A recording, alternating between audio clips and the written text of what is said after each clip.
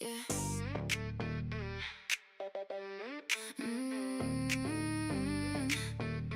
Dispatch Betty. Yeah. Dispatch screens replace verified addresses with counterfeit coordinates across the night terminal. Shipment logs duplicate themselves under false names. Timestamps jump backward in camera feeds. Display trucks that never arrived. Clerks compare printed manifests while corrupted barcodes point towards sealed warehouses. Every clean record gains a convincing twin. Before anyone can isolate the source, forged records multiply through trusted channels as static buries the authentic signal beneath noise. Forged records, static enters the radio channel beneath the trusted voice. Authentication marks pass inspection, yet serial numbers differ by one hidden digit. The crew separates paper evidence from infected terminals as altered reports keep multiplying across the internal network. Forged records, invisible color hardens the street. Strip the false layer from the feed and expose who poisoned every trusted record. Forged entries redirect crews, duplicate voices, issue orders, and clean facts vanish beneath noise. We rebuild the chain from physical proof before deception controls the district. Forged records multiply through trusted. A backup server restores the same altered ledger after technicians delete it. Facial matches attach innocent workers to fabricated incidents. Gate logs, approved badges never printed. One torn receipt contradicts the entire archive. The crew follows fuel stains, crate damage, and witness marks beyond the screens, constructing a parallel timeline that no hidden editor touch. Meanwhile, contaminated files spread outward, teaching connected systems to repeat the manufactured lie. Forged records. One analog camera holds a missing minute on magnetic tape. Its image breaks the polished fiction. The number truck entered before the database claims it existed. Hands copy the evidence offline while false alerts flood every monitored channel. Forged records trace every corrupted entry back to the hand that changed it. Screens argue, records mutate, but physical evidence keeps its way. We lock the authentic chain outside the infected network and turn manufactured confusion against the people who built it. Forged records multiply through trusted channels as static buries the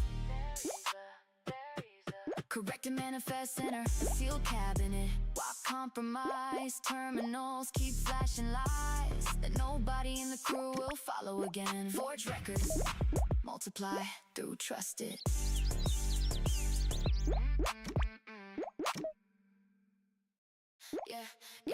Yeah.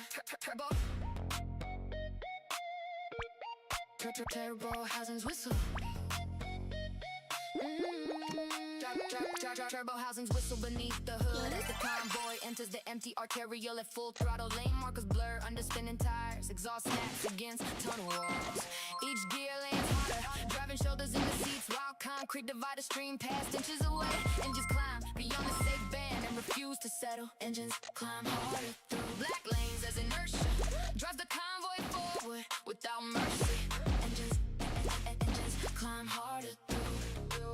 Speed stacks upon speed. The led car crosses 3 lanes before the mirrors catch up. And the rest follow through the shrinking gap. Tires bite, suspensions compressed, and every machine lunges toward the bridge approach without lifting. Engines climb harder, restraint crashes in a raw momentum. Break the limit into forward, force into an unstoppable strike. Engines climb guardrail, streak past, and every gear multiplies the pressure behind us. We hold formation through the narrowing lanes until speed becomes the weapon that opens the route.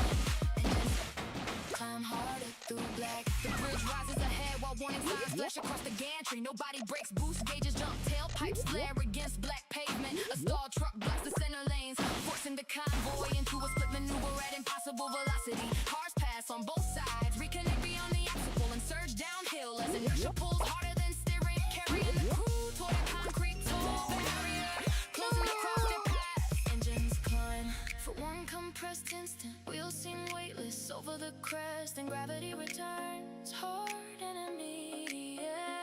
The lead driver angles toward the surface gap, and every vehicle follows before the barrier can finish dropping into place. Engines climb harder through. Drive past the final warning and keep the accelerating line welded together. Tires scream, frames flex, yet nobody releases the throttle. We convert every ounce of forward pressure into distance until the locked avenue breaks open beneath the convoy. Engines climb harder through. inertia drives the convoy. Rotors burn away. Beyond the last junction, while the convoy disappears west, still gaining speed through the empty industrial lanes. Engines climb harder through. Yeah.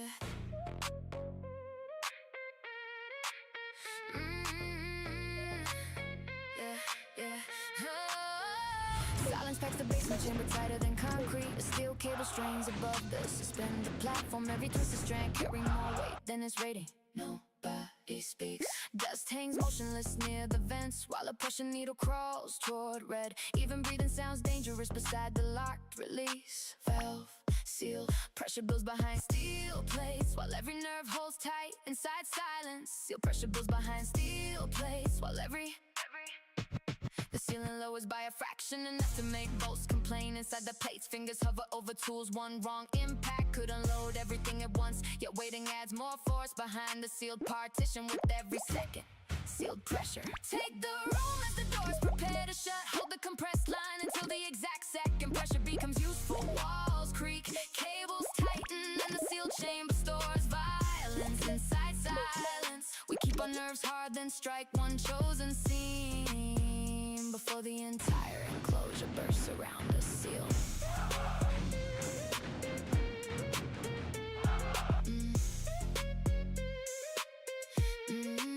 A hairline crack appears beside the pressure housing and stops. The crew watches it without moving, counting the slower pulses beneath the flaw. Sweat cuts through concrete dust. Jaws remain locked. A distant valve knocks once, then twice. Every sound feels amplified inside the packed space. When the gauge touches its final mark, hands close around the breaker bar, prepared to release the built force along a controlled path. Seal. Stillness reaches its limit. The platform dips, a mountain plate bends, and air whistles through the first split. Nobody flinches. The crew has waited for this exact weakness, storing its own aggression behind disciplined breath. Sealed pressure builds behind steel. Drive the accumulated force through one narrow seam and keep every shoulder braced. The chamber box steel cable snap tight, but the pressure finally moves where we aimed it. Control violence opens the wall without breaking the formation inside. Sealed pressure builds behind steel plates, while every nerve holds tight. Compressed air tears through the breach, scattering dust across the floor as the crew steps out. Before the strained ceiling follows, steel pressure builds behind.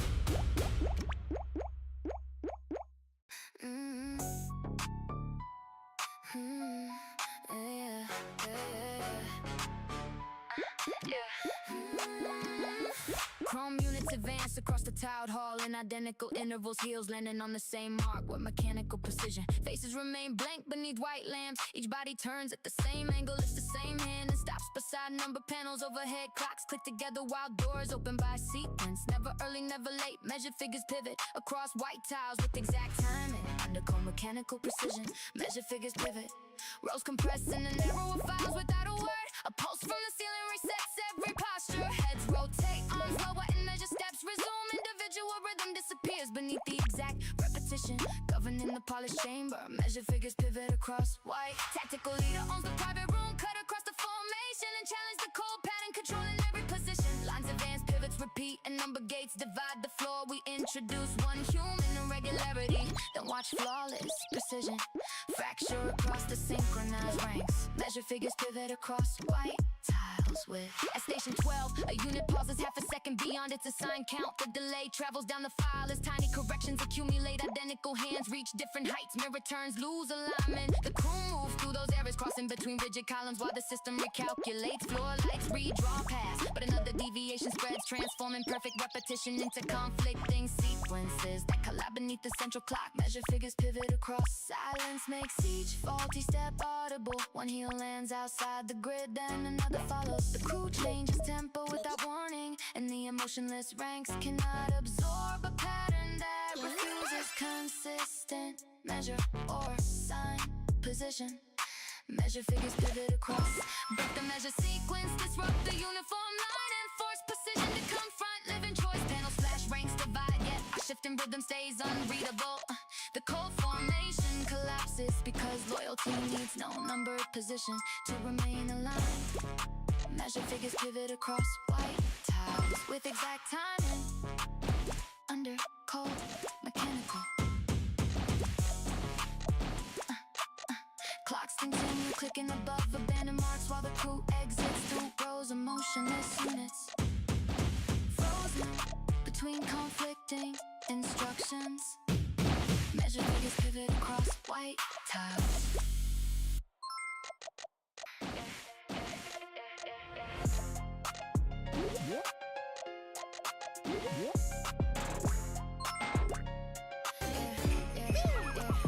Bodies pack the underpass until shoulders grind against concrete and breath turns hot between rays on. To shut the barricade travels backward through hundreds of people. Rails bend, bottles burst and boost. Lose contact with the pavements. One screen triggers another surge. The pack column swings sideways, crushing signs and scattering guards. Pack shoulder strike hard against rails while crowd pressure rolls through every opening. Pack shoulder strike hard.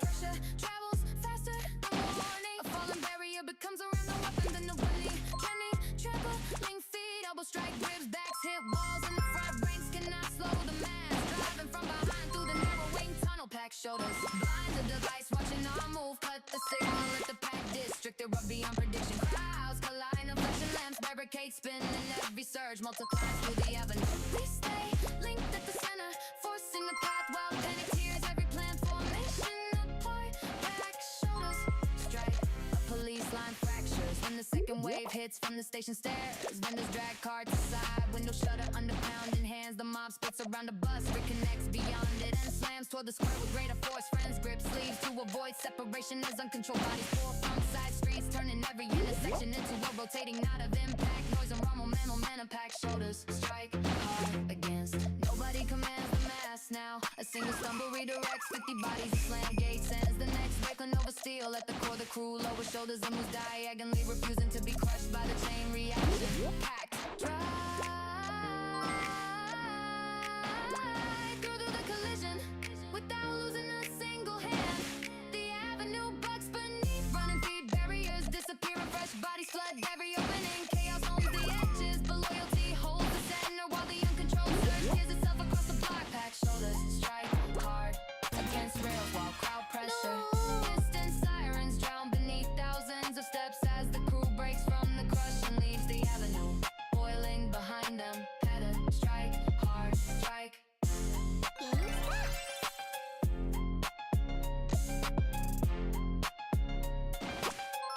Strike hard, strike hard.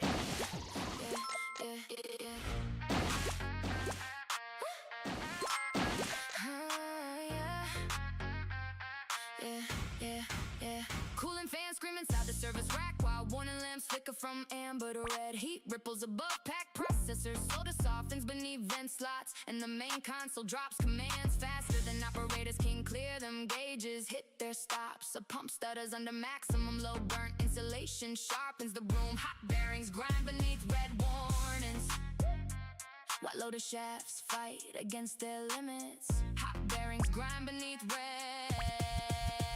Every buffer fills at once. Relays chatter, belts drag, and the turbine housing shakes against its mounts. The crew pulls emergency levers, but fresh alarms stack across the panel as temperature climbs toward the failure mark. Hot bearings grind beneath. Recover the location data they remove. Force the overloaded grid to yield before its core burns through. Warning lights flood the console, fans choke, and metal housing tremble under impossible demand. We cut dead weight, reroute the strain, and keep the crew working inside the red zone. Hot bearings grind. A cooling pipe knocks against the ceiling as pressure punches through weakened seal. Steam blinds the west style. Roller seas along the feed line. Operators drag portable vents between cabinets. Kick warp panels free. An isolated smoking converter. The machinery answers with grinding shafts and uneven pulses. Each cycle slower than the last. Yet the crew strips excess low before fatigue turns the entire plant into wreckage. Hot bearings meters stop climbing because their needles cannot travel farther beneath the noise. One bearing changes pitch. Everyone hears the approaching failure, divides the remaining work and drives the system through a brutal shutdown sequence before the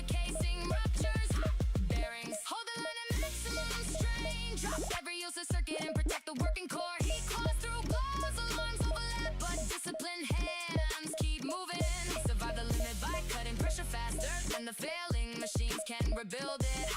Bearings grind beneath red warnings while loaded shaft. Fans wind down unevenly as red lamps fade, leaving scorched panels, warped seals, and the crew still standing beside the silent line. Hot bearings grind.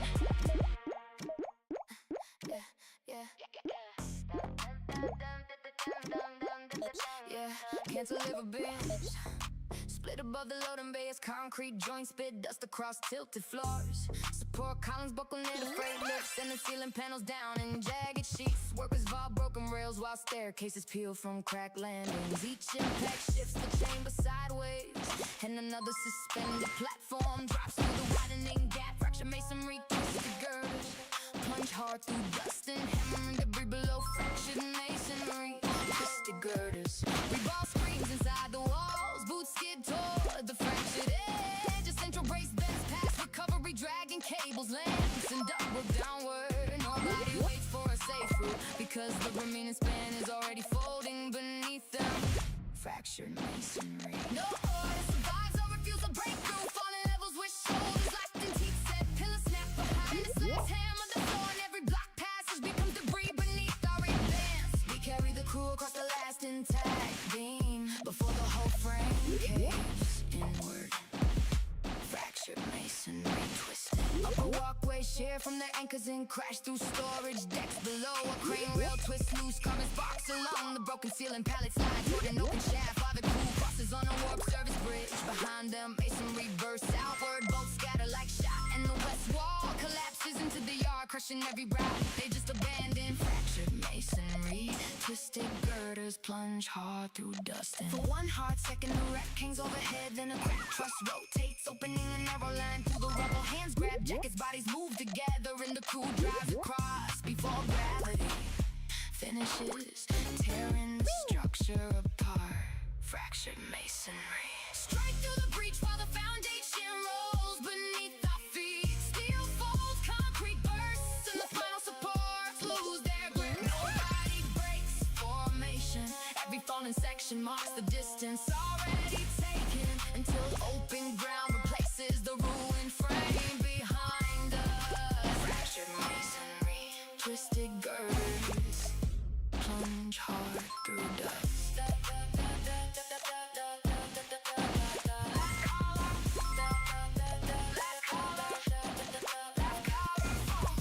Last columns fold into smoke as the crew clears the perimeter, leaving shattered decks to bury the empty loading bay. Behind them, fractured masonry twisted.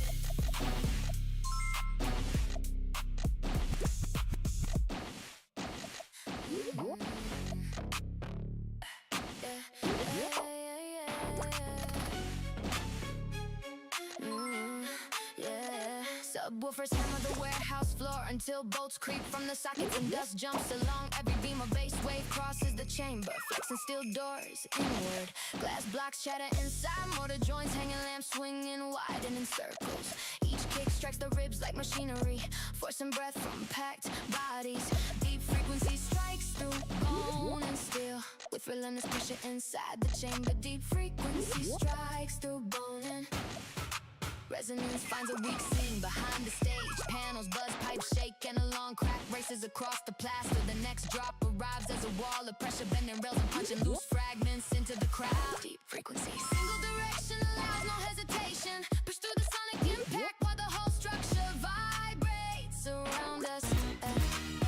Bass fractures glass, shockwaves slam the doors, and every returning frequency digs deeper into concrete. We ride the pressure together until the loudest pulse breaks the barrier ahead. Deep frequency strikes through. A feedback tone climbs above the drums and drills through ceiling plates. Speaker stacks crawl across the floor despite chained wheels. In the rear corridor, tiles burst from the wall as reflected waves collide. The crew ducks, splintering fixtures, braces against the bar and advances between impacts while compressed sound pounds metal partitions into warp shapes, making the building shudder like a struck container under relentless force.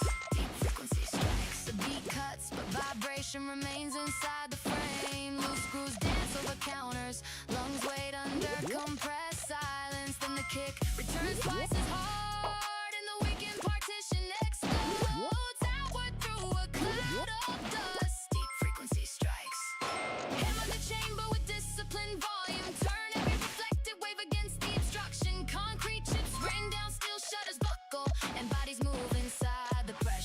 No fragile surface remains when the final low frequencies drives clean through the wall. Deep frequency strikes through bone and steel with relentless pressure. Echoes roll through the breach partition while shattered glass settles, and the crew walks out beneath speakers still shaking on their chains. Deep frequency strikes. Yeah.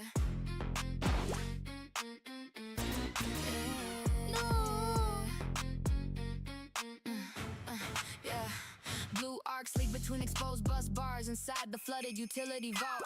Voltage needles twitch without rhythm. Fluorescent tubes snap bright and cable tray spit sparks across wet concrete. A bringer closes, opens and welds itself halfway. Static claws through headsets while current finds fresh paths along damaged rails. White arcs crawl across copper rails as voltage surges through the damaged junction. White arcs crawl across copper rails as voltage.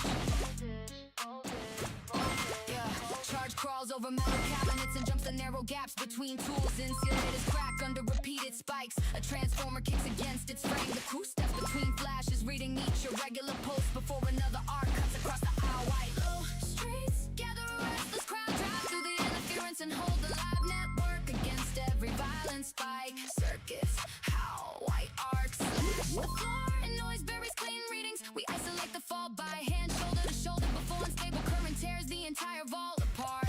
White arcs. A severed conductor rips against a pipe and paints the chamber with branching fire control screens filled with crawling bands. Frequency meters swing past safe marks. One worker hooks the cable clear while another kills a feeder, but induced charge returns through the ground and mesh boots lit from wet patches as the crew traces the rogue surge toward a scorched junction where cross phases hammer each other without release. White for half a beat, every lamp dies. Stored charge remains inside the cabinet, silent and lethal. Then an arc punches from the junction box, revealing the fault line. Insulated hands close around the final disconnect and pull together white arcs. Cut through corrupted current, lock the unstable phases apart and make the violent network answer to us. Sparks break the walls, meters jump, let the crew never breaks contact. One clean switch ends the interference before the next surge can strike. White arcs crawl across copper rails as voltage surges. Residual charge snaps once across the dark vault. Then silence settles over cooling cables and blackened panels beneath the crew's boots. White arcs crawl across.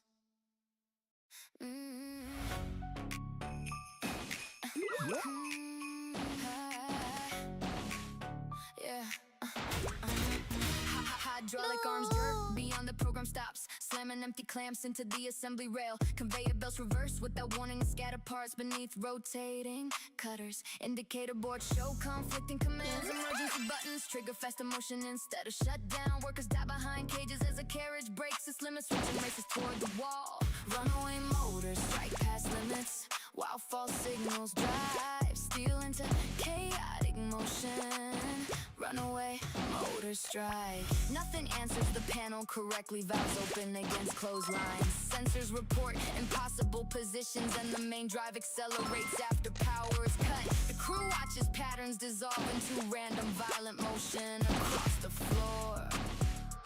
Runaway motors strike past limits. The result belongs to those who stay.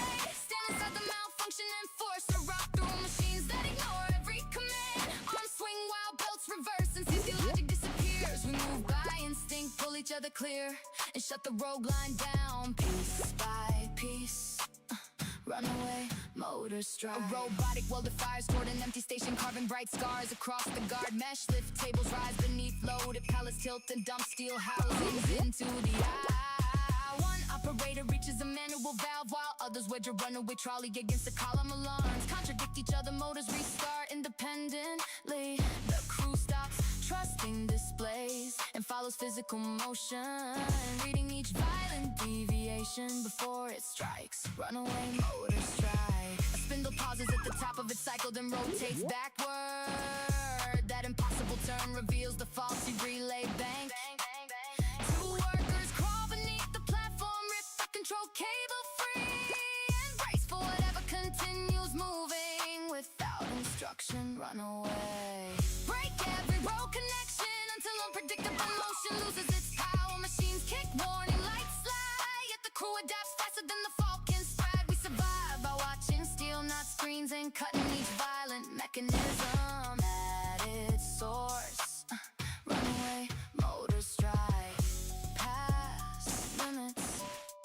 false signals drive steel.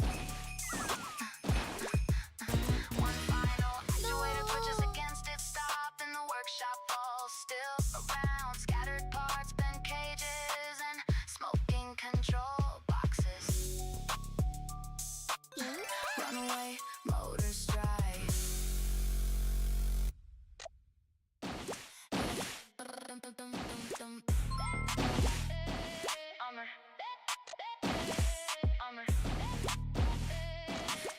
Armor shutters descend across the underground junction. Separated stairwells from the main concourse. Magnetic locks clamp freight doors inside reinforced frames. Exit signs point toward welded griller service hatches. Reject every key. Concrete partitions divide the crew into narrowing corridors, while ventilation shafts close behind fresh steel mesh. Armor barriers seal each passage, while boots search the box sector for escape.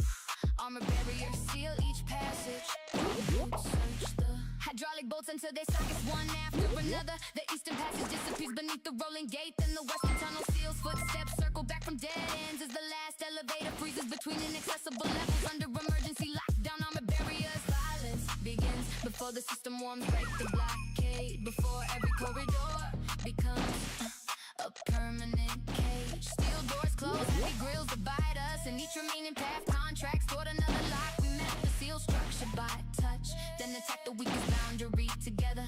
Armor barriers seal each passage. Wow.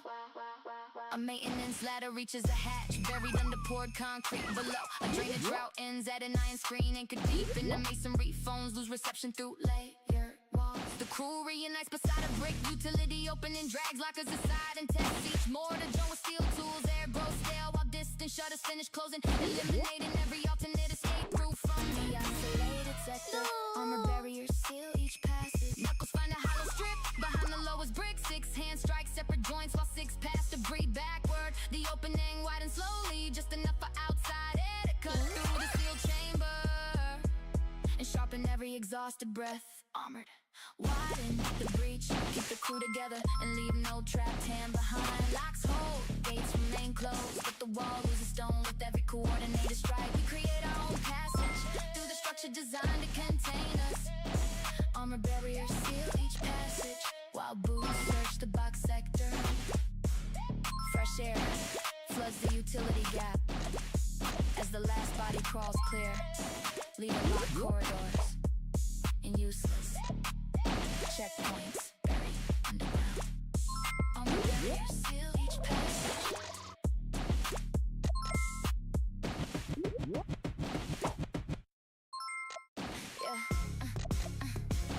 Cameras typical of fence lanes, while white scanners rake every face entering the district. Armored officers divide the crowd with steel rails and clip commands. Wrist tags flash beneath inspection lamps. Gates lock after each body passes. Loudspeakers of sound routes, boots pauses, even where eyes must point. Hidden lenses record every flinch inside the mark zone. Watchtowers track cold faces through reinforced fencing under constant command and measure threat. Watchtowers, a red indicator freezes the line. Gloves tighten around batons while barriers slide closer from both sides. Names become numbers on the screen, and a calm synthetic voice. The narrow distance to freedom. Watchtowers. Heavy air detonates over rooftops. Tear through the checkpoint and reject every command stamped across the zone. Surveillance towers track us, steel partitions close, but loyalty keeps the formation tight. We answer first obedience with motion, striking the weakest gate until authority loses its grip. Watchtowers track cold faces through patrol vans of the southern lane, while drums descend between concrete towers. Surge beams cut across shoulders, catching every attempt to turn. An officer points toward a holding cage. Nobody follows. The crew pivots together, jams a rolling barrier against his track and drives through the opening as alarms multiply. Behind them, uniform lines collide with their own machinery and lose control of the corridor.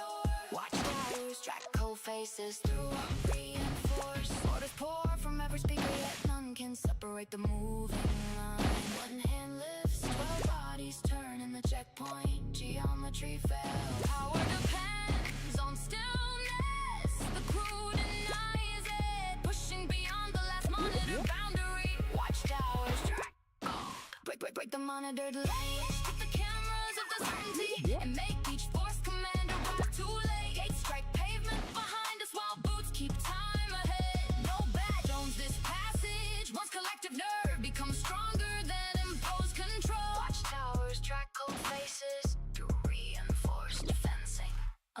Boston. Sirens recede beyond the final barrier.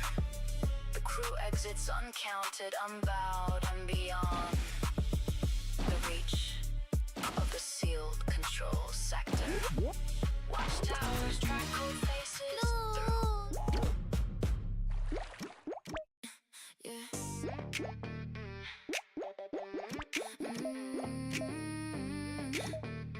Dispatch Betty.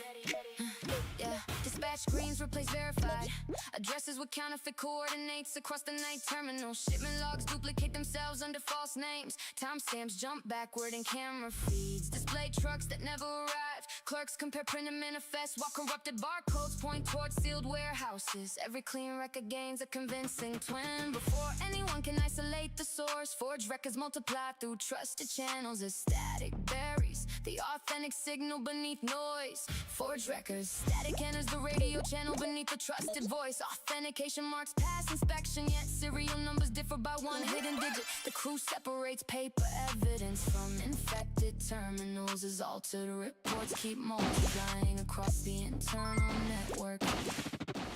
Forged records, invisible color hardens the street. Strip the false layer from the feed and expose who poisoned every trusted record. Forged entries, redirect crews, duplicate voices, issue orders, and clean facts vanish beneath noise. We rebuild the chain from physical proof before deception controls the district. Forged records multiply, trusted. A backup server restores the same altered ledger after technicians delete it. Facial matches attach innocent workers to fabricated incidents. Gate logs, approved badges, never printed. One torn receipt contradicts the entire archive. The crew follows fuel stains, great damage, and witness marks beyond the screens, constructing a parallel timeline that no hidden editor touched. Meanwhile, contaminated files spread outward, teaching connected systems to repeat the manufactured lie.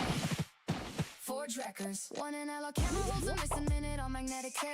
Its image breaks the polished fiction. The number truck entered before the database claims it existed. Hands copy the evidence offline while false alerts flood every monitor channel. Forged records. Trace every corrupted entry back to the hand that changed it. Screens argue, records mutate, but physical evidence keeps its way. We lock the authentic chain outside the infected network and turn manufactured confusion against the people who built it. Forged records multiply through trusted channels. A static buries the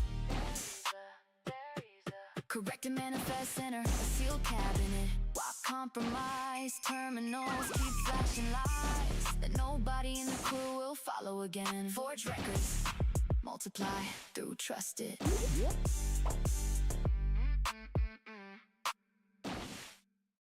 Yeah. Turbo. Turbo housings whistle. Turbo housings whistle beneath the hood as the convoy enters the empty arterial at full throttle. Lane markers blur under spinning tires. Exhaust snaps against tunnel walls. Each gear lands hotter, driving shoulders in the seats while concrete dividers scream past inches away. Engines climb beyond the safe band and refuse to settle. Engines climb harder through black lanes as inertia drives the convoy forward without mercy. Engines climb harder through. Speed stacks upon speed. The lag car crosses 3 lanes before the mirrors catch up, and the rest follow through the shrinking gap. Tires bite, suspensions compressed, and every machine lunges for the bridge approach without lifting. Engines climb harder, restraint crashes in a raw momentum. Break the limit and turn forward, force into an unstoppable strike. Engines climb guardrail, streak past, and every gear multiplies the pressure behind us. We hold formation through the narrowing lanes until speed becomes the weapon that opens the route.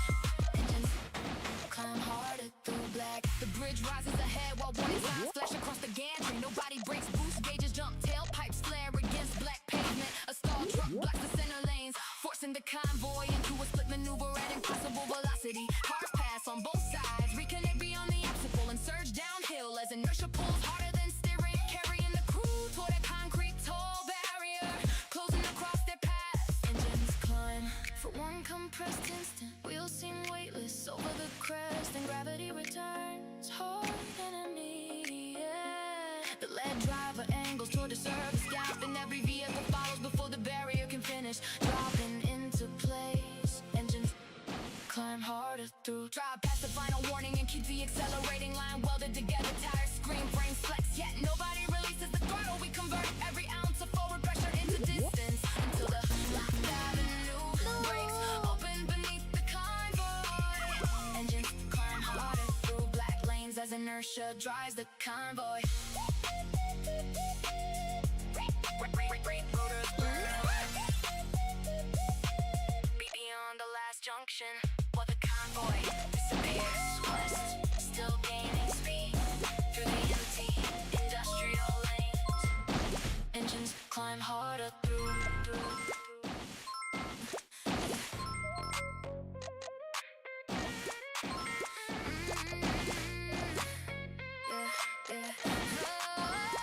Silence packs the basement chamber tighter than concrete. A steel cable strains above the suspend the platform. Every twisted strand carrying more weight than its rating. Nobody speaks. Dust hangs motionless near the vents while a pressure needle crawls toward red. Even breathing sounds dangerous beside the locked release valve. Seal pressure builds behind steel plates while every nerve holds tight inside silence. Seal pressure builds behind steel plates while the ceiling lowers by a fraction, enough to make bolts complain inside the plates. Fingers hover over tools, one wrong impact could unload everything at once. Yet waiting adds more force behind the sealed partition with every second. Sealed pressure. Take the room as the doors prepare to shut. Hold the compressed line until the exact second pressure becomes useful. Walls creak, cables tighten, and the sealed chamber stores violence inside silence. We keep our nerves hard, then strike one chosen scene before the entire enclosure bursts around the seal.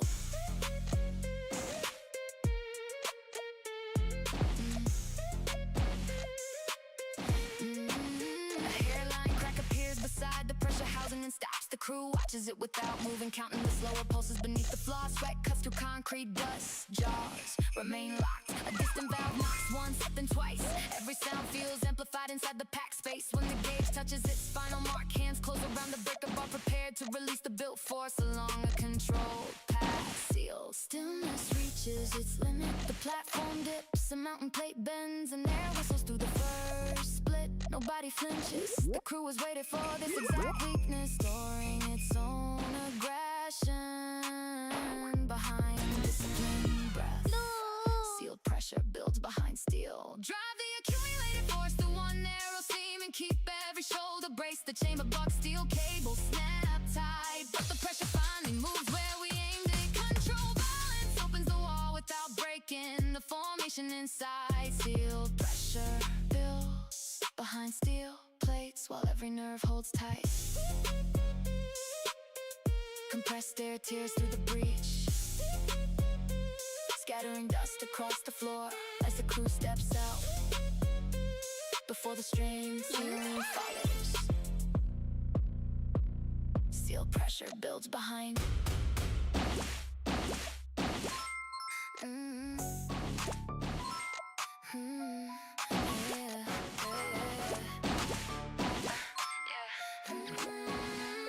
Chrome units advance across the tiled hall in identical intervals. Heels landing on the same mark with mechanical precision. Faces remain blank beneath white lamps. Each body turns at the same angle, lifts the same hand and stops beside number panels. Overhead clocks click together while doors open by sequence. Never early, never late. Measure figures pivot across white tiles with exact timing.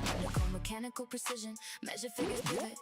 Rows compressed in the narrower files without a word. A pulse from the ceiling resets every posture. Heads rotate, arms lower and measure steps resume. Individual rhythm disappears beneath the exact repetition. Governing the polished chamber. Measure figures pivot across white. Tactical leader owns the private room. Cut across the formation and challenge the cold pattern, controlling every position. Lines advance, pivots repeat, and number gates divide the floor. We introduce one human irregularity, then watch flawless precision fracture across the synchronized ranks. Measure figures pivot across white tiles with. At station 12, a unit pauses half a second beyond its assigned count. The delay travels down the file as tiny corrections accumulate. Identical hands reach different heights. Mirror turns lose alignment. The crew moves through those areas, crossing between rigid columns while the system recalculates. Floor lights redraw past, but another deviation spreads, transforming perfect repetition into conflicting sequence. sequences that collide beneath the central clock. Measure figures pivot across. Silence makes each faulty step audible. One heel lands outside the grid, then another follows. The crew changes tempo without warning, and the emotionless ranks cannot absorb a pattern that refuses consistent measure or sign position. Measure figures pivot across. Break the measure sequence, disrupt the uniform line, and force precision to confront living choice. Panels flash, ranks divide, yet our shifting rhythm stays unreadable.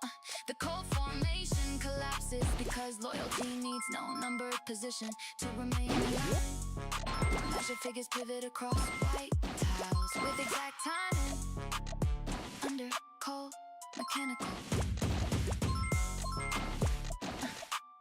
Clocks continue clicking above abandoned marks while the crew exits through rows of motionless units. Frozen between conflicting instructions. Measure figures pivot across white tiles.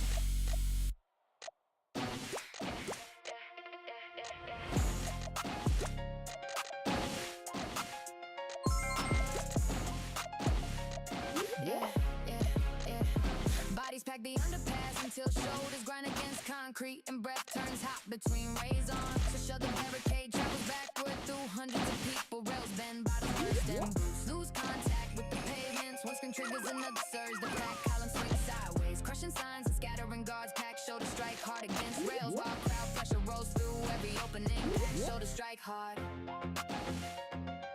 Pressure travels faster than warning. Fallen barrier becomes only the weapon. The nobility, trampling feet, elbow strike ribs, backs hit walls, and the front ranks cannot slow the mass. Driving from behind through the narrowing tunnel, pack shoulders blind the device, watching our move, cut the signal at the pack district. They're beyond prediction. Crowds collide and flashing lamps, barricades spin, and every surge multiplies through the avenue. We stay linked at the center, forcing a path while panic tears every plan formation apart.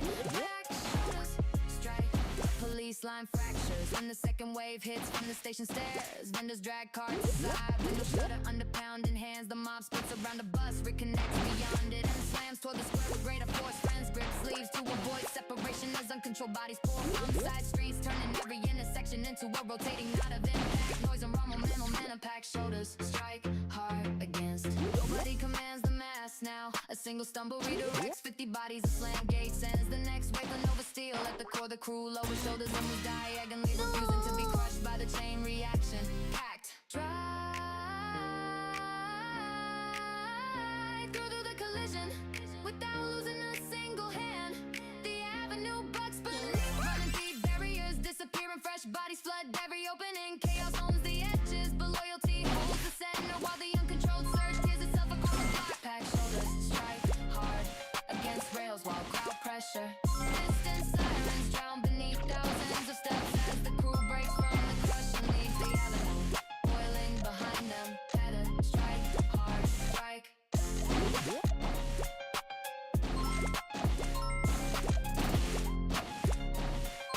Better strike hard, strike hard. Yeah,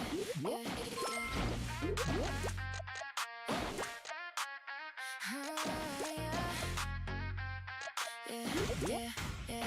Cooling fans scream inside the service rack while warning lamps flicker from amber to red. Heat ripples above pack processors, soda softens beneath vent slots, and the main console drops commands faster than operators can clear them. Gauges hit their stops, a pump stutters under maximum low burn. Insulation sharpens the room, hot bearings grind beneath red warnings. White loader shafts fight against their limits. Hot bearings grind beneath red. Every buffer fills at once. Relays chatter, belts drag, and the turbine housing shakes against its mounts. The crew pulls emergency levers, but fresh alarms stack across the panel as temperature climbs toward the failure mark. Bearings grind beneath. Recover the location data they removed. Force the overloaded grid to yield before its core burns through. Warning lights flood the console, fans choke, and metal housing tremble under impossible demand. We cut dead weight, reroute the strain, and keep the crew working inside the red zone. Hot bearings grind. A cooling pipe knocks against the ceiling as pressure punches through weak and seal. Steam blends the west style, roller seas along the feed line. Operators drag portable vents between cabinets, kick warp panels free. An isolator smoking converter, the machinery answers with grinding shafts and uneven pulses. Each cycle slower than the last, yet the crew strips excess low before fatigue turns the entire plant into wreckage. Bearings need to stop climbing because their needles cannot travel farther beneath the noise. One bearing changes pitch, everyone hears the approaching failure, divides the remaining work and drives the system through a brutal shutdown sequence before the casing ruptures. Bearings hold the line at maximum strain, drops every useless circuit and protect the working core. Heat claws through glass, alarms overlap, but disciplined hands keep moving. Survive the limit by cutting pressure faster than the failing machines can rebuild it. Bearings grind beneath red warnings while loaded shaft. Fans wind down unevenly as red lamps fade, leaving scorched panels, warped seals, and the crew still standing beside the silent line. Hot bearings grind.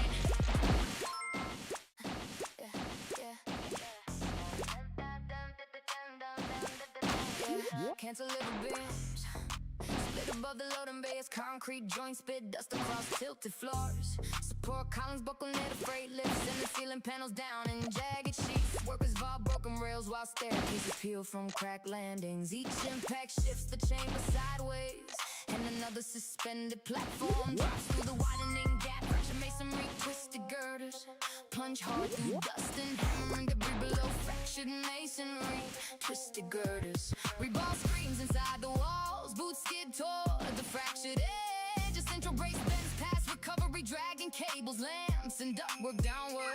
Nobody waits for a safe route because the remaining span is already folding beneath them. Fractured masonry. No order survives, no refusal breakthrough. Falling levels with shoulders locked and teeth set. Pillars snap behind the slabs, hammer the floor, and every block passage becomes debris beneath our advance. We carry the crew across the last intact beam before the whole frame caves inward. Fractured masonry twisted. Upper walkway shear from their anchors and crash through storage decks below. A crane rail twists loose, carbon sparks along the broken ceiling. Pallets slide toward an open shaft while the crew crosses on a warp service bridge. Behind them, masonry bursts outward, bolts scatter like shot, and the west wall collapses into the yard, crushing every route they just abandoned. Fractured masonry, twisted girders plunge hard through dust. For one hard second, the rack hangs overhead, then a cracked truss rotates, opening a narrow line through the rubble. Hands grab jackets, bodies move together, and the crew drives across before gravity finishes tearing the structure apart. Fractured masonry. Strike through the breach while the foundation rolls beneath our feet. Steel falls, concrete bursts, and the final supports lose their grip. Nobody breaks formation. Every fallen section marks the distance already taken until open ground replaces the ruined frame behind us. Fractured masonry, twisted girders plunge hard through dust.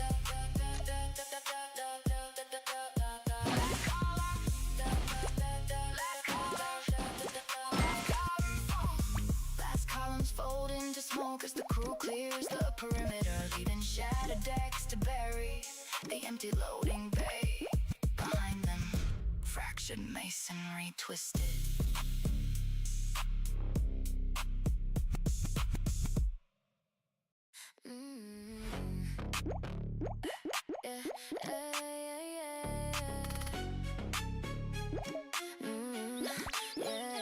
Subwoofers hammer the warehouse floor until bolts creep from the sockets and dust jumps along every beam. A bass wave crosses the chamber, flexing steel doors inward. Glass blocks shatter inside, mortar joints hanging, lamps swinging wide and in circles. Each kick strikes the ribs like machinery, forcing breath from packed bodies. Deep frequency strikes through bone and steel, with relentless pressure inside the chamber. Deep frequency strikes through bone and resonance finds a weak seam behind the stage. Panels buzz, pipes shake, and a long crack races across the plaster. The next drop arrives as a wall of pressure, bending rails and punching loose fragments into the crowd. Deep frequency, single direction allows no hesitation.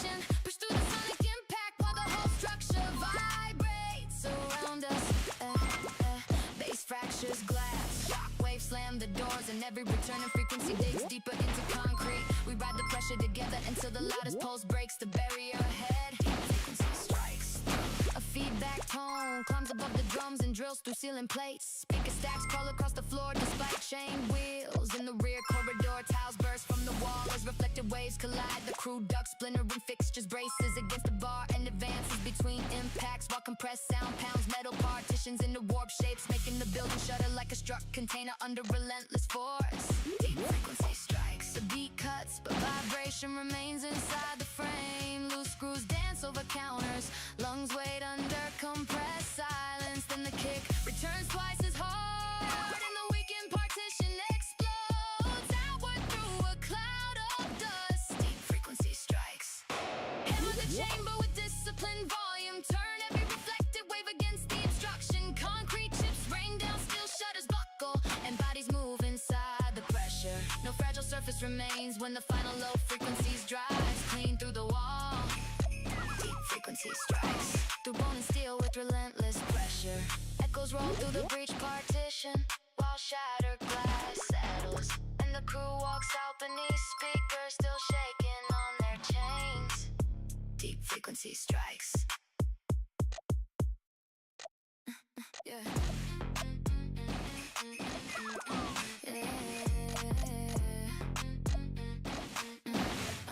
Yeah.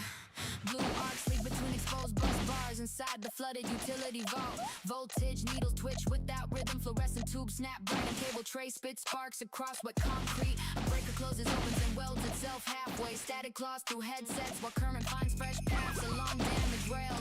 White arcs crawl across copper rails as voltage surges through the damaged junction. White arcs crawl across copper rails as voltage.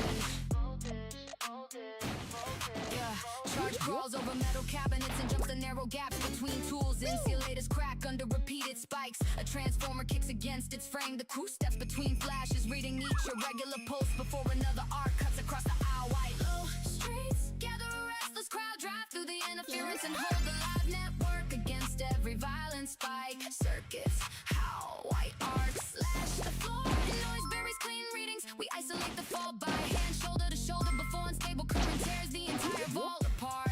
White arcs, a severed conductor whips against the pipe and paints the chamber with branch and fire control screens filled with crawling bands. Frequency meter swing past safe marks. One worker hooks the cable clear while another kills a feeder, but induced charge returns through the ground in mesh boots lift from wet patches as the crew traces the rogue surge toward a scorched junction where cross phases hammer each other without release. White for half a beat, every lamp dies. Stored charge remains inside the cabinet, silent and lethal. Then an arc punches from the junction box, revealing the fault line. Insulated hands close around the final disconnect and pull together. White arcs,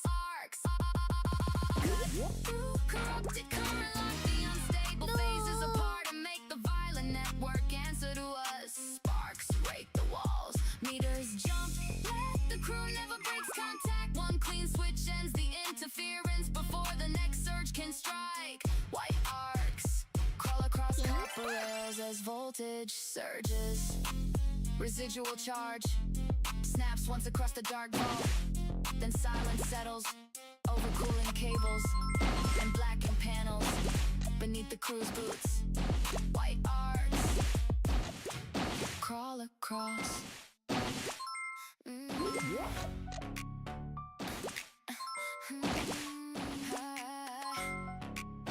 Yeah. Hydraulic arms jerk beyond the program stops, slamming empty clamps into the assembly rail. Conveyor belts reverse without warning, scatter parts beneath rotating cutters. Indicator boards show conflicting commands, emergency buttons trigger faster motion instead of shutdown. Workers die behind cages as a carriage breaks its limits, switching races toward the wall. Runaway motors strike past limits while false signals drive steel into chaotic motion. Runaway motors strike. Nothing answers the panel correctly. Valves open against clotheslines. Sensors report impossible positions, and the main drive accelerates after power is cut. The crew watches patterns dissolve into random violent motion across the floor. Runaway motors strike past limits. The result belongs to those who stay. Stand inside the malfunction and force a rock through machines that ignore every command. Arms swing while bullets reverse and safety together clear and shut the rogue line down. Piece by piece, runaway motor strike. A robotic welder fires toward an empty station, carving bright scars across the guard mesh. Lift tables rise beneath load, pallets tilt and dump steel housings into the eye. One operator reaches a manual valve while others wedge a runaway trolley against the column. Alarms contradict each other, motors restart independently. The crew stops trusting displays and follows physical motion, reading each violent deviation before it strikes. Runaway motor strike. Spindle pauses at the top of its cycle, then rotates backward. That impossible turn reveals the faulty relay bank. Two workers crawl beneath the platform, rip the control cable free, and brace for whatever continues moving without instruction. Runaway. Break every road connection until unpredictable motion loses its power. Machines kick, warning lights slide, yet the crew adapts faster than the fall can spread. We survive by watching steel, not screens, and cutting each violent mechanism at its source. Runaway motor strike. Past limits, while false signals drive steel. One final actuator pushes against its stop in the workshop. All still around, scattered parts, bent cages, and smoking control boxes. Runaway motor strike. Yeah.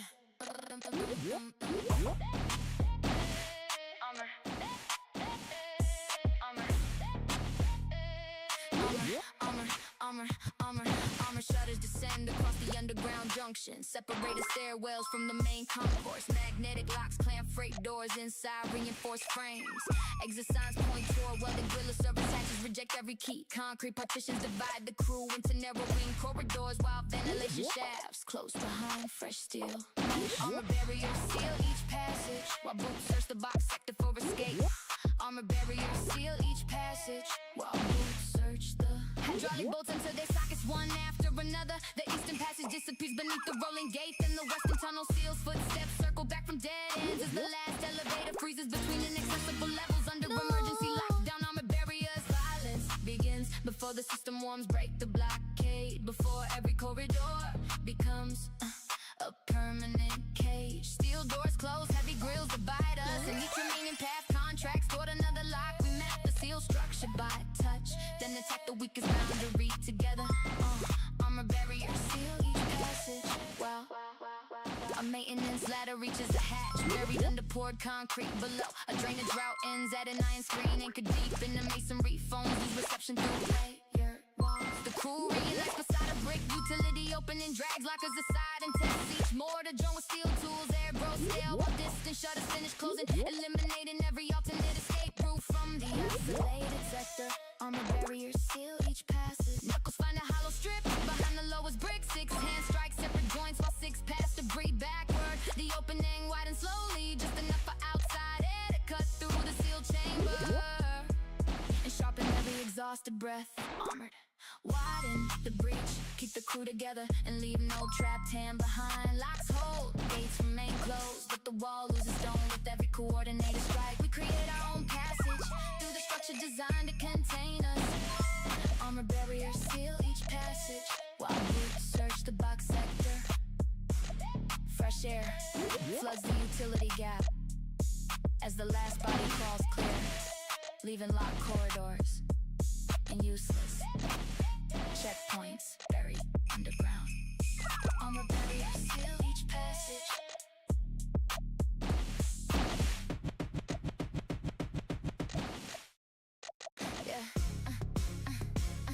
Cameras moving above fence lanes while white scanners rake every face entering the district. Armored officers divide the crowd with steel rails and clip commands. Wrist tags flash beneath inspection lamps. Gates lock after each body passes. Loudspeakers assign routes, boost pauses even where eyes must point. Hidden lenses record every flinch inside the marked zone. Watchtowers track cold faces through reinforced fencing under constant command and measure threat. Watchtowers, a red indicator freezes the line. Gloves tighten around batons while barriers slide closer from both sides. Things become numbers on the screen and a calm synthetic voice. The narrow distance to freedom. Watchtowers, heavy air detonates over rooftops. Tear through the checkpoint and reject every command stamped across the zone. Surveillance towers track us, steel partitions close, but loyalty keeps the formation tight. We answer first obedience with motion, striking the weakest gate until authority loses its grip. Watchtowers track cold faces through. Patrol vans fill the southern lane while drums descend between concrete towers. Search beams cut across shoulders, catching every attempt to turn. An officer points toward a holding cage. Nobody follows. The crew pivots together, jams a rolling barrier against its track and drives through the opening as alarms multiply. Behind them, uniform lines collide with their roll machinery and lose control of the corridor. Watchtowers track cold faces through. Reinforce orders pour from every speaker, yet none can separate the moving line. One hand lifts, 12 bodies turn in the checkpoint. Geometry fails. Power depends on stillness. The crew denies it, pushing beyond the last monitor boundary. Watchtowers track cold. Break the monitor delay. Strip the cameras of the certainty and make each force command arrive too late. Gates strike pavement behind us while boots keep time ahead. No badge owns this passage. Once collective nerve becomes stronger than imposed control. Watchtowers track cold faces through reinforced fencing under constant. Sirens recede beyond the final barrier. The crew exits uncounted, unbowed, and beyond the reach of the sealed control sector. Watchtowers track cold faces through. Yeah.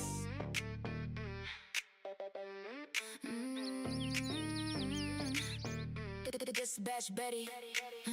Yeah, dispatch screens replace verified addresses with counterfeit coordinates across the night terminal. Shipment logs duplicate themselves under false names. Timestamps jump backward in camera feeds. Display trucks that never arrived. Clerks compare printed manifests while corrupted barcodes point towards sealed warehouses. Every clean record gains a convincing twin. Before anyone can isolate the source, forged records multiply through trusted channels as static buries the authentic signal beneath noise. Forged records, static enters the radio channel beneath the trusted voice. Authentication marks pass inspection, yet serial numbers differ by one hidden digit. The crew separates paper evidence from infected terminals as altered reports keep multiplying across the internal network. Forged records, invisible color hardens the street. Strip the false layer from the feed and expose who poisoned every trusted record. Forged entries, redirect crews, duplicate voices, issue orders, and clean facts vanish beneath noise. We rebuild the chain from physical proof before deception controls the district. Forged records multiply through trusted. A backup server restores the same altered ledger after technicians delete it. Facial matches attach innocent workers to fabricated incidents. Gate logs, approved badges never printed. One torn receipt contradicts the entire archive. The crew follows fuel stains, crate damage, and witness marks beyond the screens, constructing a parallel timeline that no hidden editor touched. Meanwhile, contaminated files spread outward, teaching connected systems to repeat the manufactured lie.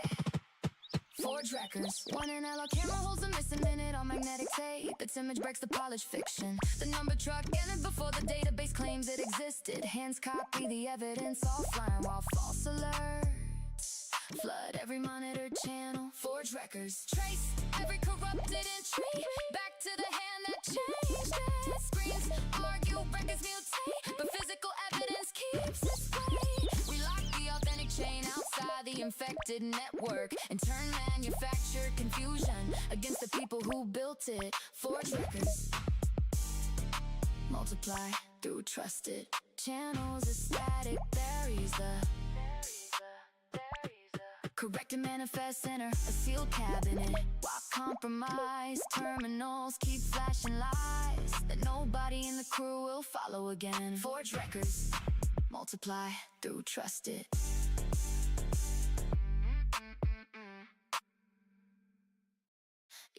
Yeah. Turbo. Turbo housings whistle.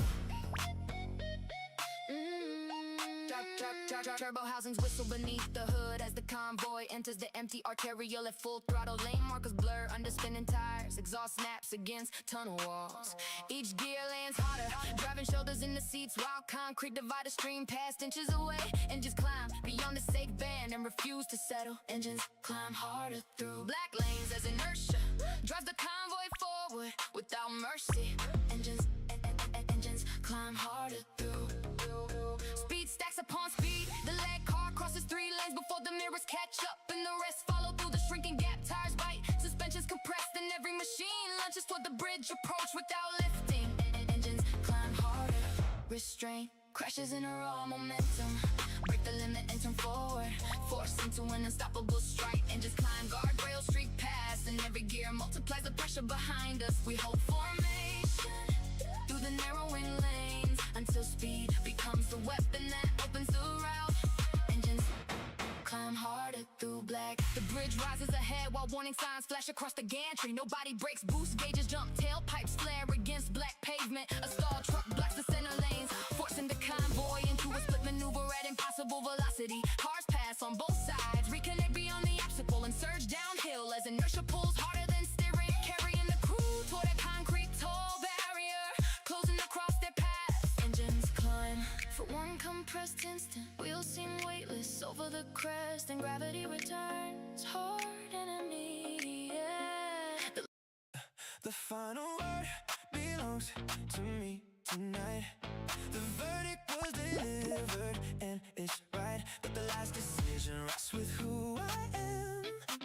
Not the committee, not the diagram of who they thought should occupy the end. The final word is mine, and I don't bend. If for the comfort of the ones who wish, the final say was theirs, but they were dismissed. The order of the evening fell in place the moment that my shadow crossed the space between the undecided and the done. The order reorganized, and I had one without the ballot and without the plea. The order simply recognized in me the thing it needed at the very top. The order fell in line and didn't stop until the whole arrangement made its sense. The order built itself around my presence, not the other way the amateurs assume. The order filled the vacuum in the room. They thought the summit was a rotating chair that anybody with the nerve could share with the ones who occupy the view before. The summit isn't democratic at the core. The summit chooses who belongs up here. The summit isn't swayed by volunteer ambitions from the ones who pack their bags. 4 o'clock, the summit greets with flags of rejection for the unequipped and bold. The summit isn't purchased, isn't sold. The summit recognizes who was meant to breathe the air of this establishment. The decree was never written on a page.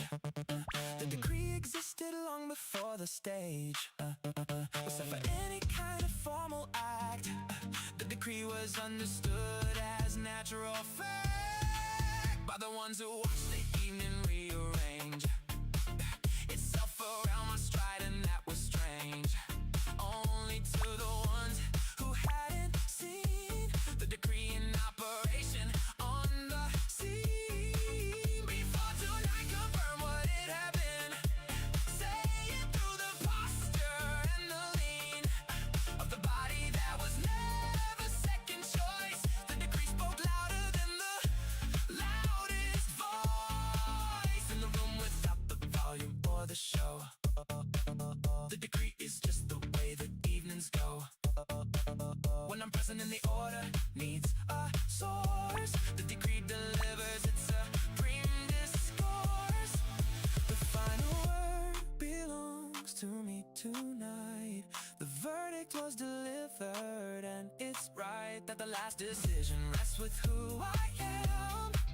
Not the committee and not the diagram of who they thought should occupy the end.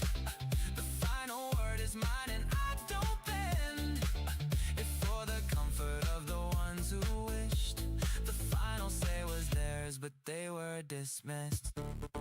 The decree stands and it won't be over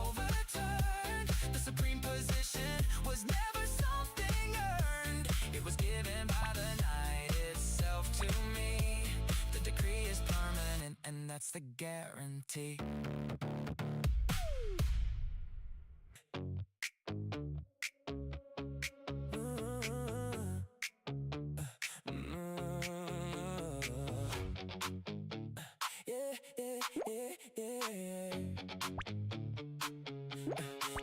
They keep looking for the one who runs this place, checking every corner, scanning every face, for the man who holds the room without a sound. They keep searching, but I've already been found, standing right in front of what they seek. Not the loud one, not the one who needs to speak, to announce what should be obvious right now. I don't need to tell them when or how. I became the thing they're looking for. I just am and I have been before. They started searching for the one in charge. I was already living large. No announcement and no declaration made, no campaign running, no debate display. The position wasn't something I pursued. The position was already understood. Look no further than the man who's standing here. The answer to the question's always near. Not behind the curtain, not behind the door, right in front of everything they're looking for. I didn't earn it through the usual climb. I was built for this before I learned to run. The room adjusts to me and not the other way. I don't bend the room already, knows the sway in the direction that my presence sets. The room already placed its bets on who would hold the space when I arrived. I was here before the rest survived. They keep nominating candidates who fade under pressure that the real position made.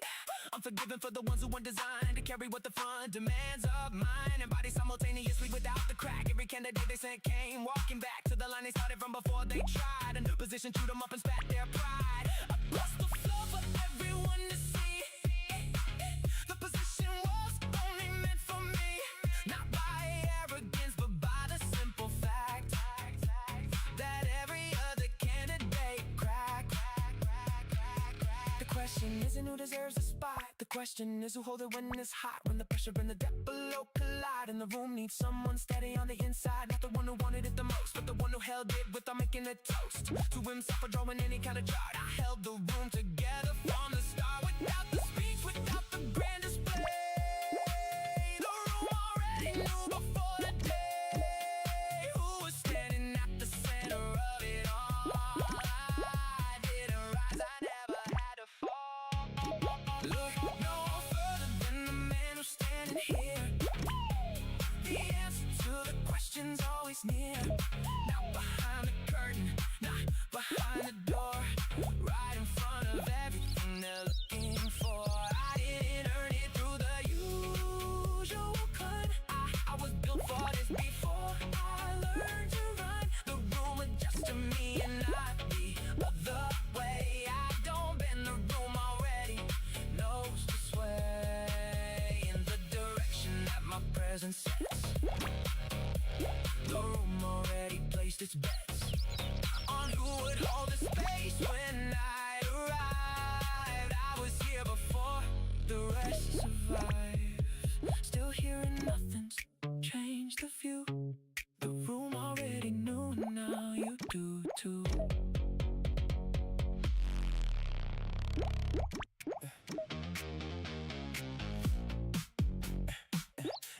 They've been holding it back like it belongs to them, but the weight of it was always mine to held into the shape that only fits one head.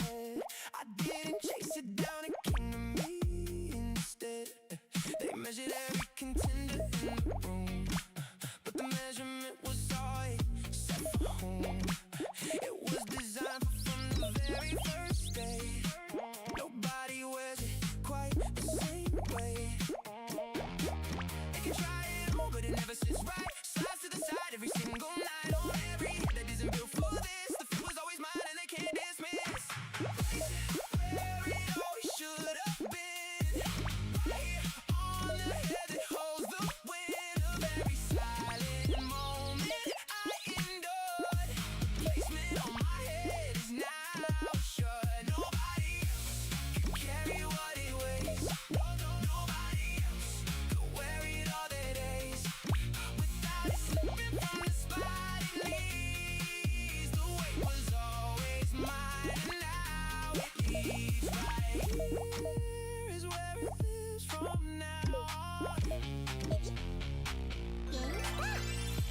Place it and the doubt is finally gone. I'm trying to make it fit the frame, adjusting, bending, calling it by name, like naming it would make the fit come true, but the shape was wrong for everyone. But who was always standing quiet in the back with the head that held the balance of this lag for carrying the weight without the lead, the steadiest position never seen. It's not a burden when it's yours. The way becomes the thing that opens doors. It only happens for the one who holds the balance that the proper fit holds. I didn't care plan for it or compete. The fit was obvious from head to feet. The balance in the way I hold the room was evident before I left the room. Place it where it always should have been. Right on the head that holds the wind of every silent moment I endure.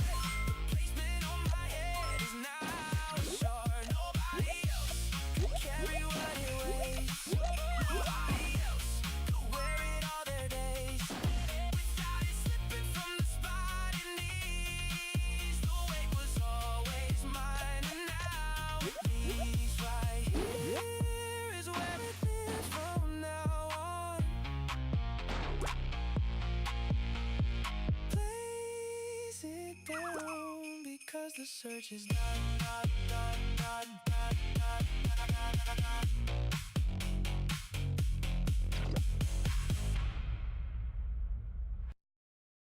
Yeah, yeah.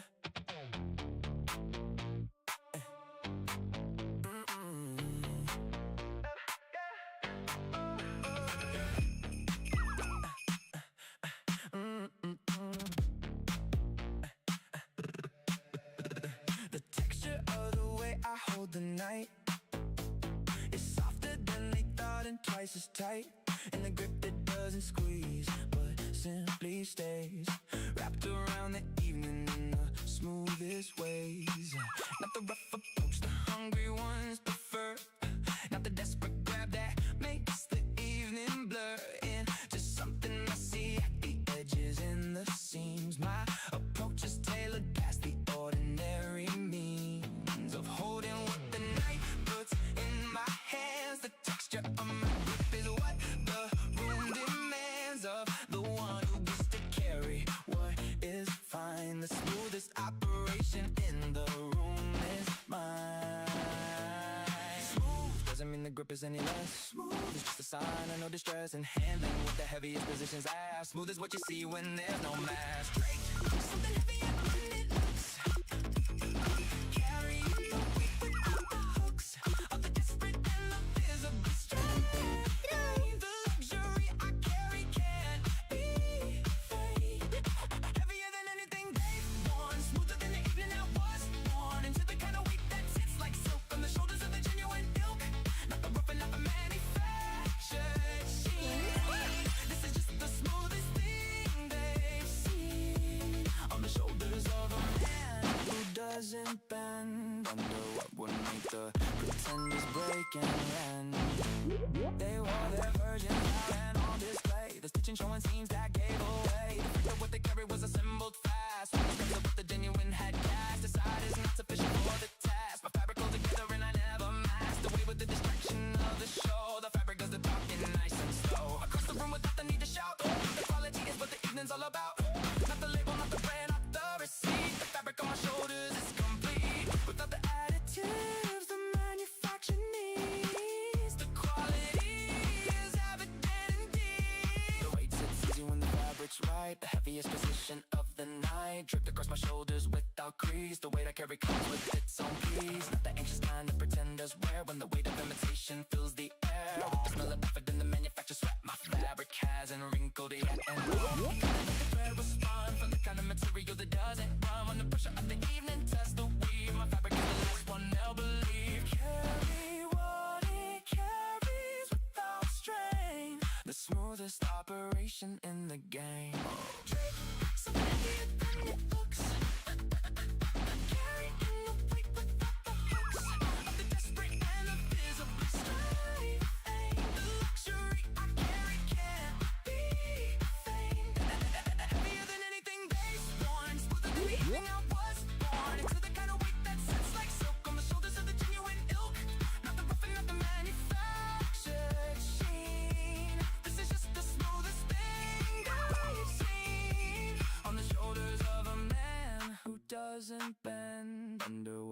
make the pretenders break and rend.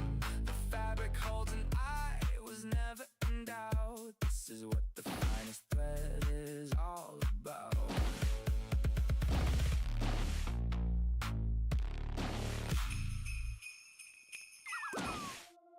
The way I move through the evening speaks for itself. No translation needed from the shelf of explanations that the ordinary stock. The way I enter rooms is how I knock. Without the fuss, without the ask to come in. The doorway widens when my evening starts to begin. The air rearranges for the way I breathe, the way I operate is what the night believes. The entrance wasn't planned or choreographed. The crowd divided naturally in half to make the pathway that my stride requires. The evening party like it never dies. Accommodating what I bring along. The atmosphere reduced into my song. Before I even opened up my mouth, the energy already headed south. Of where the ordinary congregates, the entrance that I make never hesitates. The fresh show like the others tend to do. The entrance reads the room and walk straight through.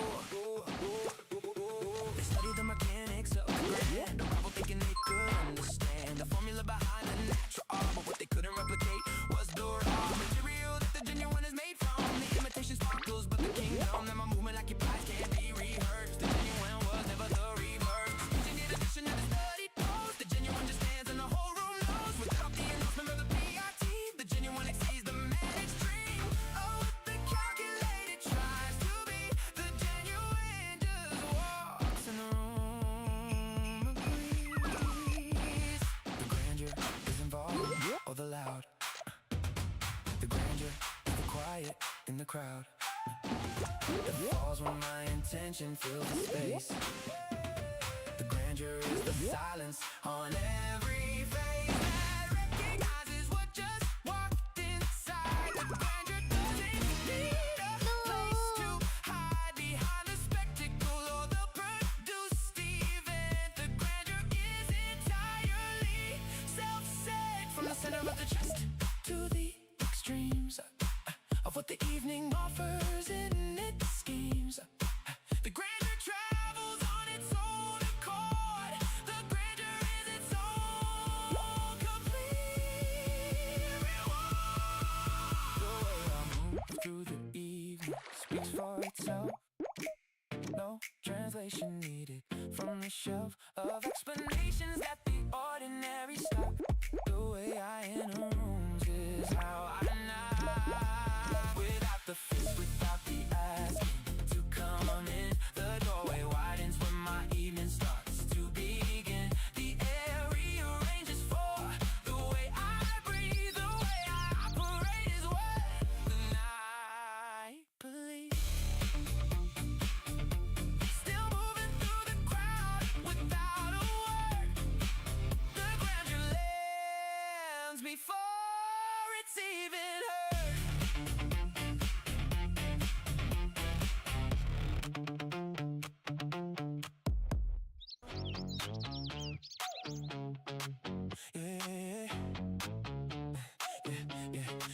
They line them up and measure them against the standard that my shadow represents. And one by one the measurements came short of what my silhouette alone had taught. To the room about the distance between clothes, and actually there when nobody goes except the one the measurements confirmed was operating at the level they'd affirmed was unreachable by anyone in line. The gap between their best and what is mine isn't something effort overcomes. The gap was set before the race begun. They trained for years to close the distance down, but the gap just widened every single round. Not because I push, but because I stand at a distance they don't understand. The lane beside me has been empty for a while. Nobody matching what I bring in terms of style or substance, or the way I hold the weight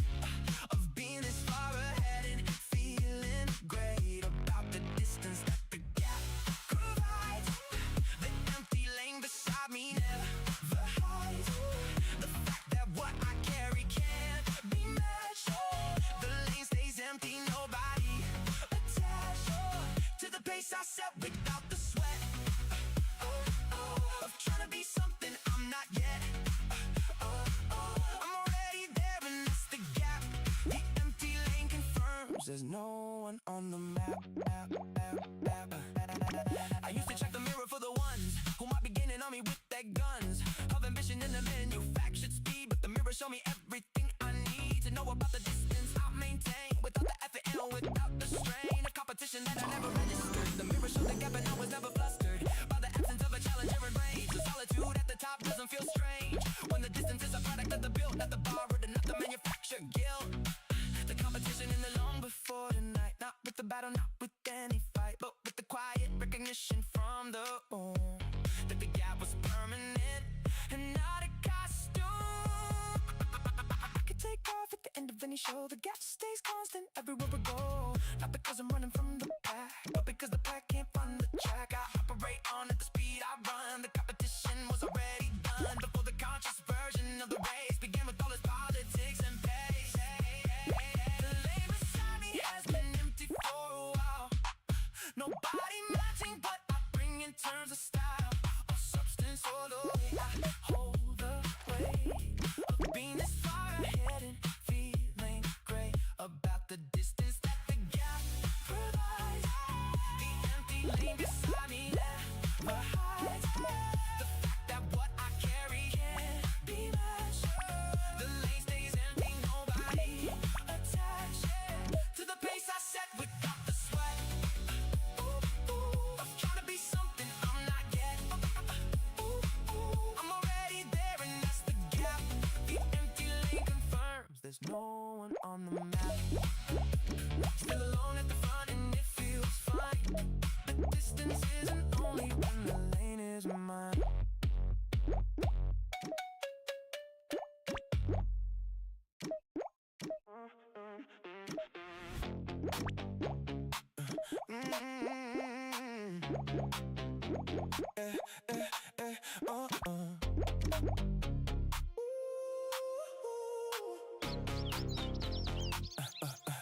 Burning at a temperature that can't compete. The heat I carry melts the ones who cheat. Their way to walk with dark road flames that die. My source runs internal, running high.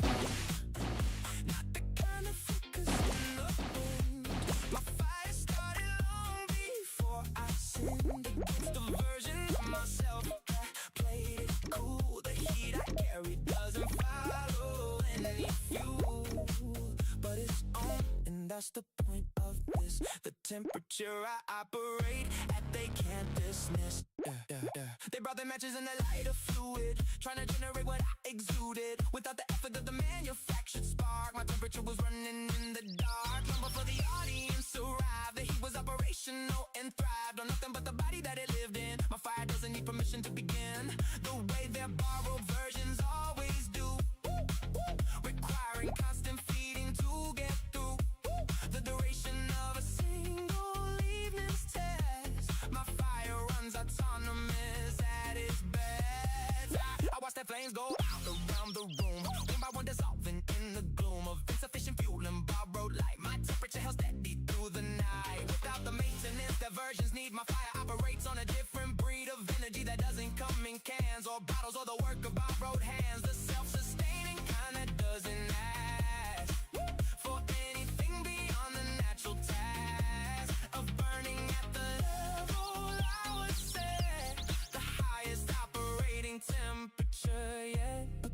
the fuel is not the circumstance or mood. The fuel is not the music or the food. The fuel is something coded in the chest that operates regardless of the rest of what the evening offers always holds. My temperature breaks every record it holds against itself because the competition lives entirely within my own ignition, not the external, not the situational. My fire is completely operational on the internal, the self-contained. The temperature I carry is self-maintained, burning at a temperature that can't compete. The heat I carry melts the ones who cheat. Their way to warmth with borrowed flames that die. My heat source runs internal, running high. Not the kind of focus in the wind. My fire started long before I sinned against the version of myself that played it cool.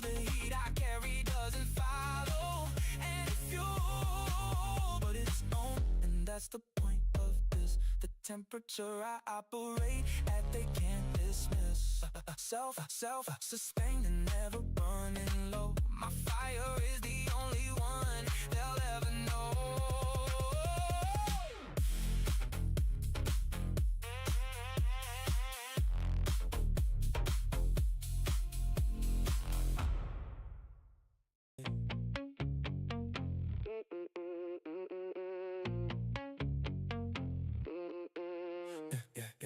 It wasn't taught and it wasn't trained. The blood came with it already ingrained in the way I held my head before I spoke. The inheritance was real before I woke to the understanding of what I was carrying. Before the conscious mind started comparing me to the ones who had to learn to walk. I was running it before I learned to talk. The DNA decided long ago, before the world had anything to show me about the way the hierarchy works. The bloodline settled it with all its perks. Not assembled from the parts of the aspired, not constricted, not acquired, not inspired by the ones who came before me on the stage. The inscription was already on the page, written in the blood before the birth, coded in the marrow for what it's worth. More than any title handed down, the inheritance came with its own sound, deeper than the ones who had to earn the position through the usual turn of events in politics.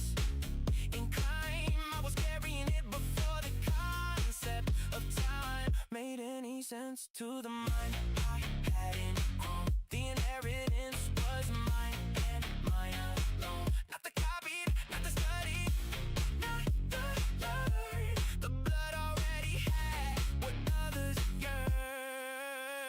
They practiced in the mirror for the stance. They rehearsed the walk and choreographed the dance. So what they thought the genuine looked like, I was sleeping through the night without the mic of self-promotion or the curated feed. The inheritance delivered what I need without the manual or the training course. The bloodline was the most direct source of the thing they spend a lifetime trying to fake. The genuine article you cannot make in the labyrinth of program of a school. The inheritance doesn't follow any rule. The origin predates the conversation about who deserves the highest elevation. The origin was settled in the womb long before I ever entered any room, and demonstrated with the bloodline holes. The origin is older than the goals. They hang around the necks of the appointed. The origin was never disappointed, but the body is selected for the task. The origin doesn't wear a mask, or just to fit the current situation. The origin precedes the conversation, written in the blood before the birth, coded in the marrow for what it's worth. More than any title handed down, the inheritance came with its own sound, deeper than the ones who had to earn the position through the usual turn of events and politics. In climb, I was carrying it before the concept of time made any sense to the mind. I hadn't grown. The inheritance was mine and mine alone. Not the copy, not the study, not the learn. The blood already had what others yearned. Before the first breath, the deal was sealed. The origin was permanent and real. Everything beneath me runs on my time. The clock adjusts to me and falls in line with the tempo that I set across the floor. Everything responds and asks for more of the pace that only I decide to run. The night belongs to me before it's done. Handing out the orders to the air. Everything in motion because I'm there. The weather in the room changed when I walked in. The temperature adjusted to my skin, not the other way around like it used to be. The atmosphere belongs entirely to me. The mood shifted on the axis of my step. The room recalibrated its own depth to match the standard that my presence set. The room hasn't disappointed yet. In reading where the evening ought to go. Oh, the room takes its direction from below. Oh, where I planted my intention for the night. The room obeys because the fit is tight. They used to set the tone before I came. Now the tone was for me to make the claim on what the evening sounds like at its peak. The tone adjusted and I didn't need to speak a syllable to change the atmosphere. The tone already knew that I was here, and what my presence does to the direction of the evening's natural selection of who controls the mood and who does not. The tone already knows who calls the shot. Without the megaphone or the display, the tone adjusted and it went my way. The duration isn't measured by the clock. The duration runs for as long as I walk. The space that my intention occupies. The duration is the length of my own skies. Not the borrowed time the others operate. My duration doesn't have an expiry date. The duration runs for as long as I stand in the center of the night, with open hand, directing everything without a script. The duration never stuttered, never slipped. From the moment I decided this was mine, the duration runs on my own time. Everything beneath runs on my time. The clock just to me falls in line with the tempo that I set across the floor. Everything responds and asks for more of the pace that only I decide to run. The night belongs to me before it's done, handing out the orders to the air. Everything in motion because I'm there. The duration has no end in sight. Everything is just because I said it right.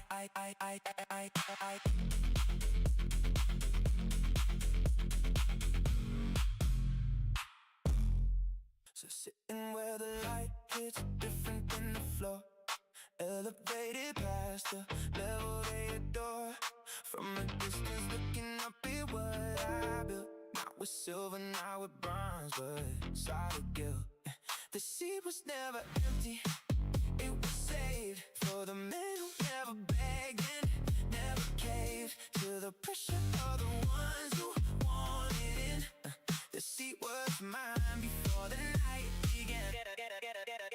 The decorated beds will borrow shine, temporary metals trying to align with the kind of permanence that can't be fake. The seat I'm sitting in was never raked together from the scraps of what was left. My position was constructed not by theft, but by the years of understanding what it takes to sit here steady while the imitation breaks apart beneath the pressure of the real. The seat holds only what is meant to seal into the permanent record of the night. My position in this room is set and right. Watch them build their versions from the ground with materials that crumbled at the sound of the dip below that test the infrastructure. My foundation held because the architecture was designed for what the dip below demands. Not the temporary work of nervous hands, but the slow and deliberate kind of craft that holds its shape long after others laughed at the ambition of the blueprint I had drawn. My position held from midnight until dawn, while the imitations wobble at the base. My construction holds its ground and holds its place. The elevation isn't arrogance or pride. The elevation is the natural divide between the built to last and built to show.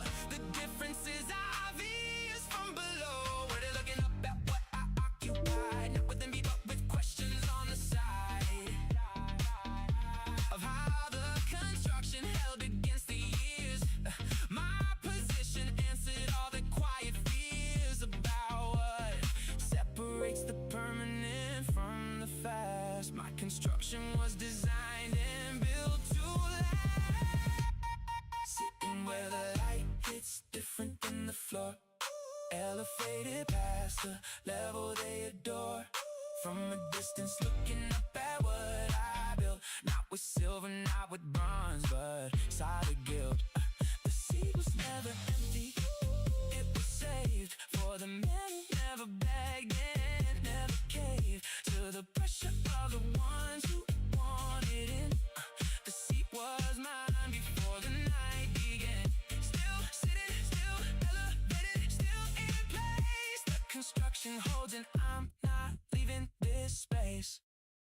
The final word belongs to me tonight.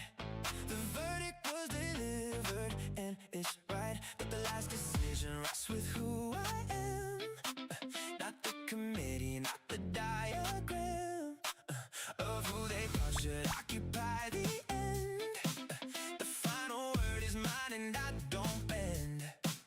If for the comfort of the ones who wished, the final say was theirs, but they were dismissed. The order of the evening fell in place the moment that my shadow crossed the space between the undecided and the done.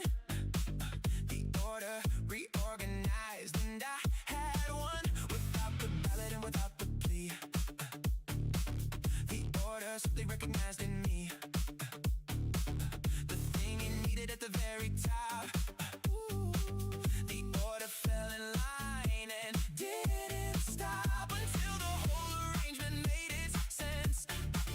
The order built itself around my presence, not the other way the amateurs assume. The order filled a vacuum in the room. They thought the summit was a rotating chair that anybody with the nerve could share with the ones who occupy the view before. The summit isn't democratic at the core. The summit chooses who belongs up here. The summit isn't swayed by volunteer ambitions from the ones who pack their bags. For a con, the summit greets with flags of rejection for the unequipped and bold. The summit isn't purchased, isn't sold. The summit recognizes who was meant to breathe the air at this establishment. The decree was never written on a page. The decree existed long before the stage was set for any kind of formal act. The decree was understood as natural fact by the ones who watched the evening rearrange itself around my stride, and that was strange. Only to the ones who hadn't seen the decree in operation on the scene before tonight confirmed what it had been. Say it through the posture and the lean of the body that was never second choice. The decree spoke louder than the loudest voice in the room without the volume or the show. The decree is just the way that evenings go. When I'm present and the order needs a source, the decree delivers its supreme discourse. The final word belongs to me tonight. The verdict was delivered and it's right that the last decision rests with who I am. Not the committee and not the diagram of who they thought should occupy the end. The final word is mine and I don't bend.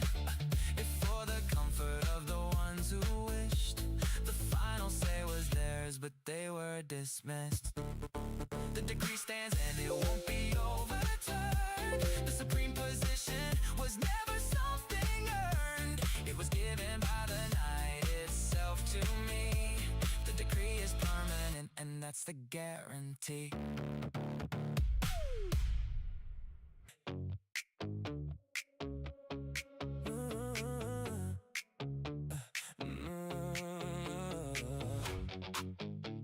Yeah, yeah, yeah, yeah.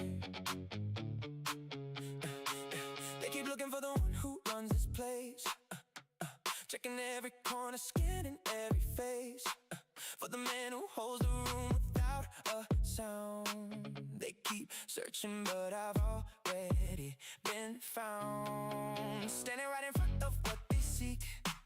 Not the loud one, not the one who needs to speak, to announce what should be obvious by now. I don't need to tell them when or how. I became the thing they're looking for. I just am and I have been before. They started searching for the one in charge. I was already living large. No announcement and no declaration made, no campaign running, no debate display. The position wasn't something I pursued. The position was already understood. Look no further than the man who's standing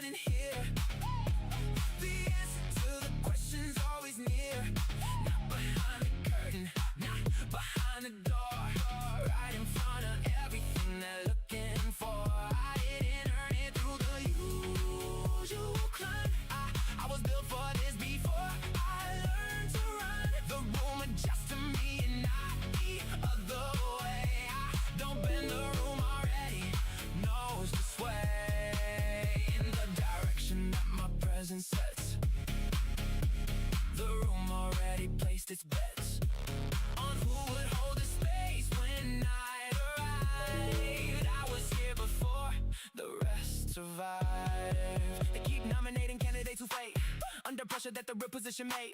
I'm forgiven for the ones who weren't designed to carry what the front demands of mine. And body simultaneously without the crack. Every candidate they sent came walking back to the line they started from before they tried. And position chewed them up and spat their pride across the floor for everyone to see.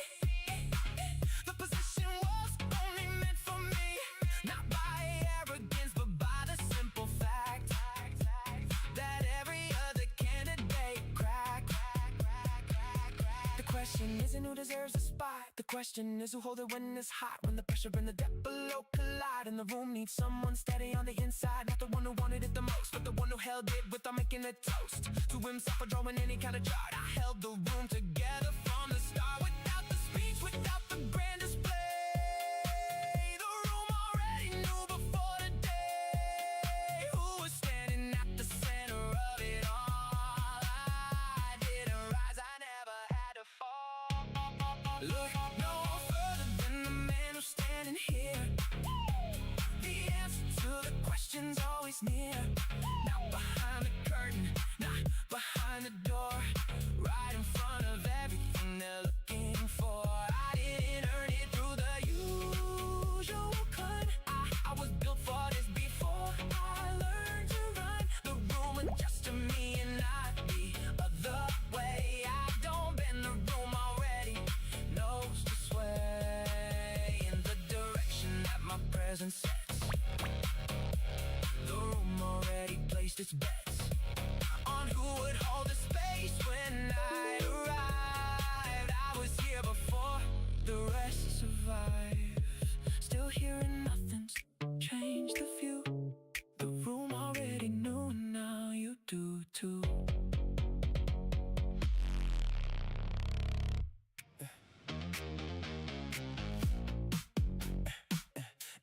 They've been holding it back like it belongs to them, but the weight of it was always mine to him. Into the shape that only fits one head. I didn't chase it down, it came to me instead. They measured every contender in the room, but the measurement was always set for whom. It was designed for from the very first day. Nobody wears it quite the same way. They can try it on, but it never sits right. Slides to the side every single night on every head that isn't built for this. The fit was always mine and they can't dismiss. Place it where it always should have been, right here on the head that holds the wind of every silent moment I endured. The placement on my head is now assured. Nobody else could carry what it weighs. Nobody else could wear it all their days without it slipping from the spot it leaves. The weight was always mine and now it leads. Right here is where it lives from now on. Place it and the doubt is finally gone. I watched them try to make it fit their frame, adjusting, bending, calling it by name, like naming it would make the fit come true. But the shape was wrong for everyone but who was always standing quiet in the back with the head that held the balance of this lack for carrying the weight without the lean. The steadiest position never seen. The weight is not a burden when it's yours. The weight becomes a thing that opens doors that only open for the one who holds the balance that the proper fit unfolds. I didn't care, plan for it or compete. The fit was obvious from head to feet. The balance in the way I hold the room was evident before I left the room. Place it where it always should have been, right here on the head that holds the wind of every silent moment I endured. The placement on my head is now assured. Nobody else could carry what it weighs. Nobody else could wear it all their days without it slipping from the spot it needs. The weight was always mine and now it leaves. Right here is where it lives from now on. Place it down because the search is done, done, done, done, done, done, done, done, done.